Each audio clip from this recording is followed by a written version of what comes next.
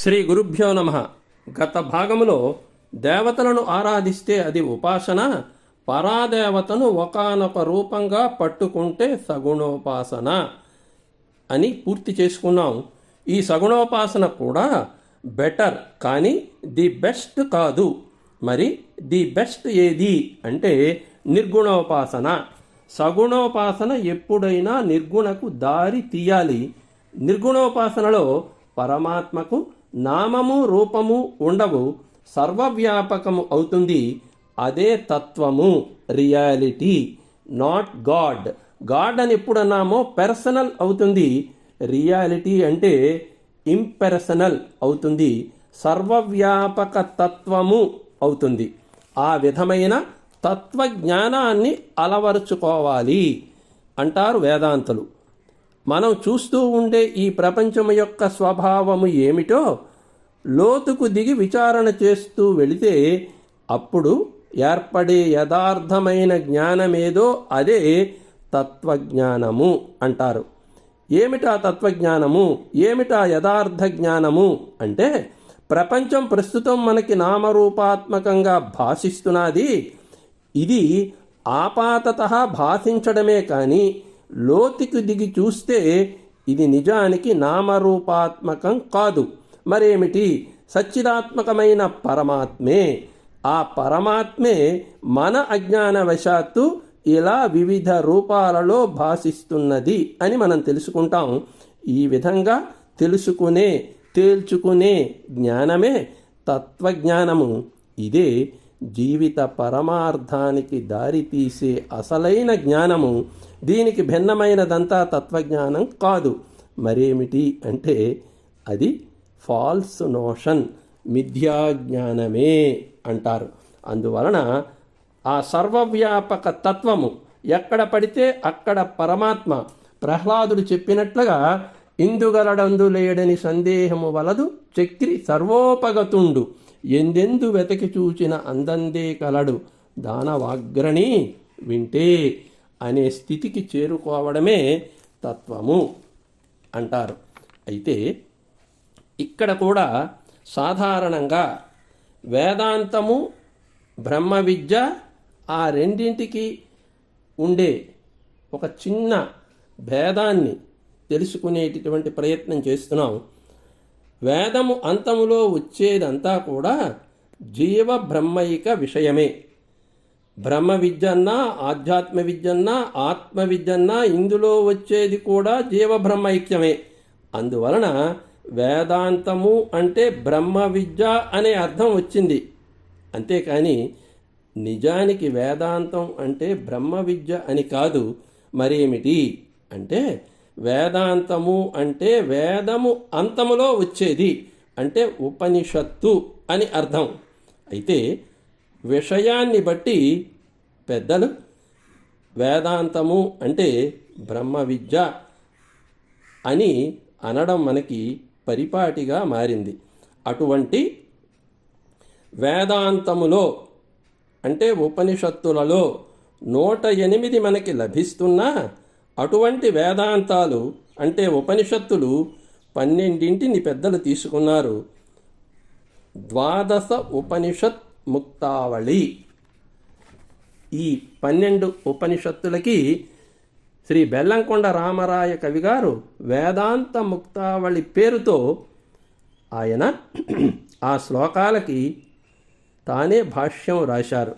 శంకర భగవత్పాదుల వారు దశోపనిషత్తులకు భాష్యం రాస్తే ఈయన శ్లోక రూపంలో మొత్తం భావమంతా బంధించి ఆ శ్లోకాలకి తానే భాష్యం అంటే వ్యాఖ్యానం రాశారు. కారణం, దానిలో భావం అంతా ఇతరులు ఒకవేళ ఆవిష్కరించవలసి వస్తే తను అనుకున్న అసలు భావానికే దెబ్బ తగిలే అవకాశం ఉంటుందని ఆయన భావించవచ్చు. ఇది నిజమే. కారణం ఏమిటంటే, ఒక పుస్తకం రచించిన వానికే ఆ పుస్తకములో ఉండే విషయము, ఆ పుస్తకములో ఉండే మర్మము తెలుస్తుంది. ఇది ఎంతవరకు అలా పోతుందంటే,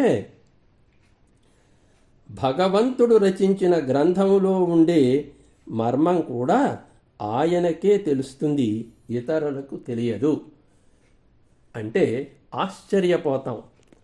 భగవంతుడు బోధించిన భగవద్గీత తెలుసు, కానీ భగవంతుడు రచించిన గ్రంథం ఉందా అనే సందేహం వస్తుంది.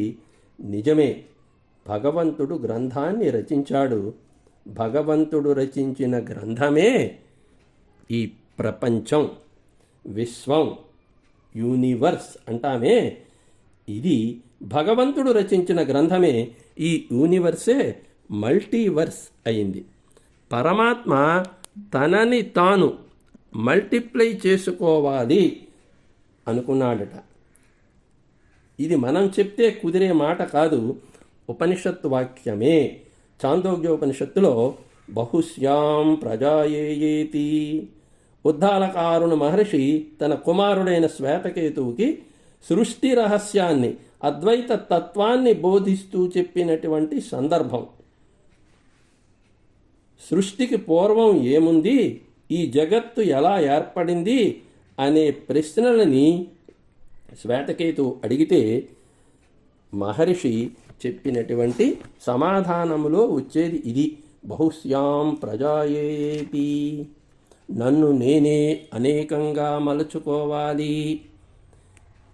పరమాత్మ అనుకున్నాడట ఏమిటి అనుకున్నాడు అంటే, నన్ను నేనే అనేకంగా మలుచుకోవాలి అని ఏకమైన పరమాత్మ అనుకున్నాడట.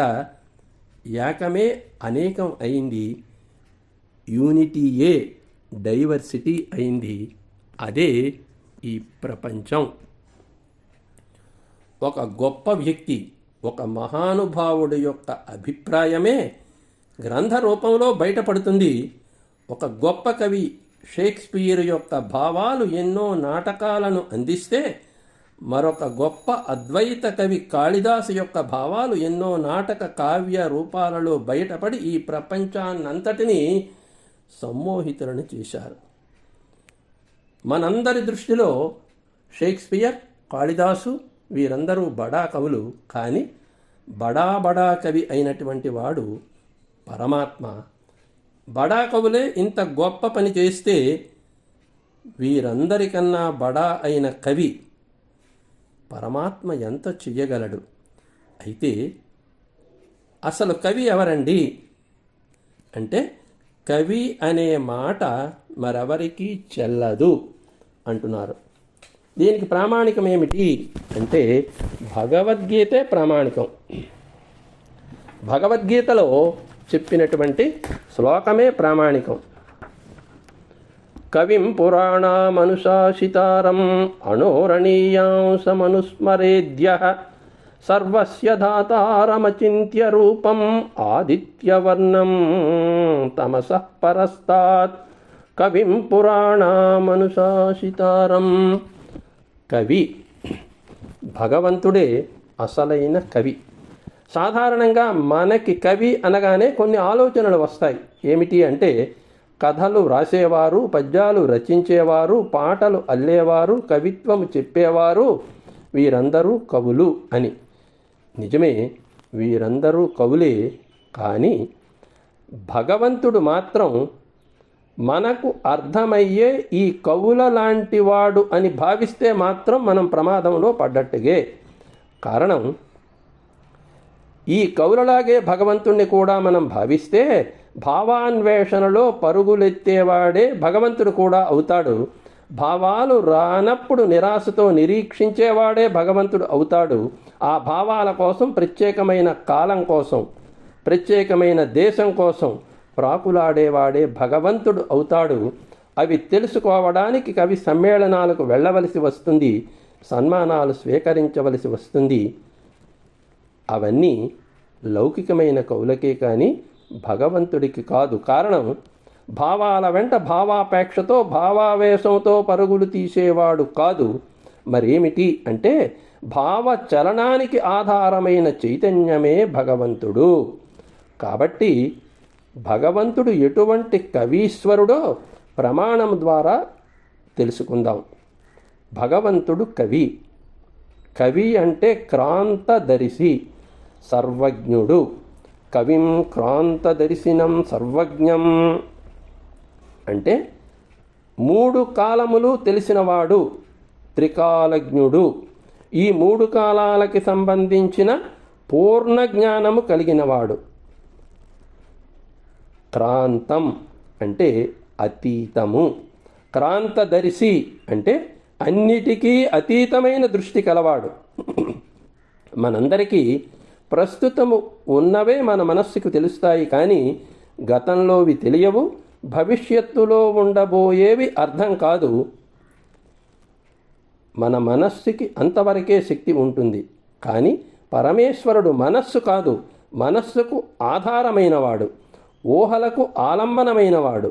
అందరి ఊహలకి, అన్ని కాలాలలోని వ్యక్తుల సంకల్పాలకు ఆశ్రయమైనవాడు. కాబట్టే ఆయనకి నేడున్నవి తెలుస్తాయి, గతంలో ఉండినవి, భవిష్యత్తులో ఉండబోయేవి కూడా తెలుస్తాయి. కాబట్టే భగవంతుడు సర్వజ్ఞుడు, క్రాంతదర్శి, కవి. అందువలన పరమేశ్వరుని వంటి కవి మరొకడు ఉండడు, ఊహించలేము కూడా. సర్వజ్ఞుడు అంటే ఒక్కడే ఉంటాడు. కాబట్టే సర్వదృక్ చైతన్యంగా శోభించే ఆ పరమేశ్వరుని వంటి కవి మరొకడు ఉండడు అని ఉపనిషత్తు తెలియజేస్తున్నది. ఏది? బృహదారణ్యక ఉపనిషత్తు. ఏమని? నాణ్యతో అస్తి ద్రష్ట, పరమేశ్వరుని వంటి సర్వద్రష్ట మరొకడు లేడు. అంతర్యామ బ్రాహ్మణంలో యాజ్ఞవల్క ఉద్దాలకుల మధ్యన జరిగినటువంటి సునిశ్చితమైన ఆధ్యాత్మిక చర్చలో ఈ ఇద్దరి మధ్య వచ్చిన సంభాషణలో వచ్చినటువంటి భావమే. అందువలన కవి ఎవరు అంటే పరమాత్మే. కవతే కవయతి పశ్యతి వర్ణయతీతి కవి. ఎవడు దర్శిస్తాడో, దర్శించిన సత్యాన్ని మరలా వర్ణించి చెప్పగలడో వాడు కవి. మొట్టమొదటి కవి ఈశ్వరుడైతే తరువాత కవి జీవన్ముక్తుడైనటువంటి మానవుడు. అందుకే క్రాంతదర్శి, ఇంగ్లీష్లో అయితే ట్రాన్సెండెంటల్ విజన్ అంటారు. అంటే భావాతీత స్థితిలో, సమాధి స్థితిలో ఎవరైతే మొత్తం ఈ ప్రపంచ విషయం అంతా దర్శించగలరో వారు కవి. అందువలన తనకు తానే సృష్టించుకొని దర్శించుకున్నవాడు పరమాత్మ. తాను తనది అయ్యాడు. నేను నాది అవడము సృష్టి. నేనుగా ఉంటే సృష్టి కాదు, మరేమిటి? దృష్టి. నేను నాది అయిపోతే ఆ దృష్టి మరలా సృష్టి అవుతుంది. ఇది కొంచెము లోతైనటువంటి విషయము. అందువలన ఒక మహానుభావుడు భావాలు ఎలా ఉంటాయో వారు అందించిన గ్రంథమే తెలియచేస్తుంది. ఆ గ్రంథము మనకి వారి భావాలు తెలుసుకోవడానికి ఒక ఆలంబనం, ఒక సపోర్ట్. మానవుడు కలకాలం జీవించి ఉండకపోవచ్చు, కానీ వాని సృష్టి మాత్రం ఎప్పటికీ ఉంటుంది. అలాగే పరమాత్మ ఉన్నాడో లేడో చెప్పేది ఆయన సృష్టి. ఒక వ్యక్తి యొక్క మేధాశక్తి బయట పెట్టేది ఆయన వాంగ్మయము. అటువంటి వాంగ్మయమే మనకు వేదాంత ముక్తావళిలో బెల్లంకొండ రామరాయ కవి గారు అందించినది. ఈయన కైవల్యోపనిషత్తుకి శ్లోకములు మరియు భావములు, వ్యాఖ్యానములు ఆయనే అందించారు. అందులో మొదటి శ్లోకం స్మరించుకొని పూర్తి చేసుకుంటున్నాం. శ్రద్ధాభక్తి సమాధిభిదృఢతరై సన్యాసయోగేన చ ప్రాప్య బ్రహ్మకళా యయా కలసవద్దీపేన పశ్యంతి తం సర్వం పాపమపోహ్య తామసమివ ప్రాజ్ఞాగుహాయాం స్థితం సర్వస్మాత్ పరమం పురాణపురుషం విభ్రాజమానం స్వయం. వచ్చే భాగంలో ఈ శ్లోకము వివరణ చేసుకునే ప్రయత్నం చేద్దాం. జయ జయ శంకర, హర హర శంకర.